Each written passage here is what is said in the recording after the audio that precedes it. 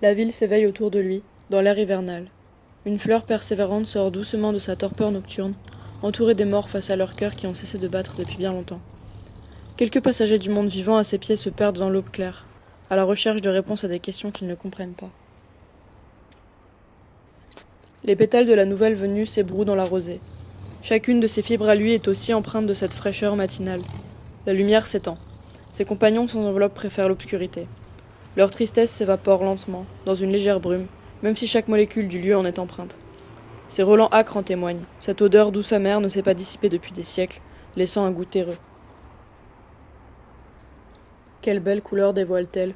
Distrait, il distingue au loin les vivants qui sortent à leur tour dans la rumeur des rues, à travers les barreaux du pont. Ils évitent toujours de baisser les yeux vers lui. Son monde n'appartient pas vraiment au leur. Il est comme une pause temporelle dans leur réalité confuse. Passagers d'un autre monde en quête inconsciente de l'arrêt du temps. Ils ont peur de sa paix.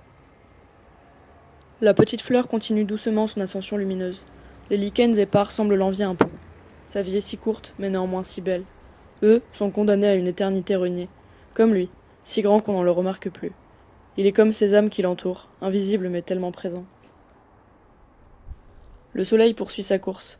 Les gens aux bordures de son monde n'évitent plus son regard. La nuit est passée. Il n'existe simplement plus. Au pied du grand chêne du cimetière de Montmartre, la petite fleur d'hiver est désormais éclose.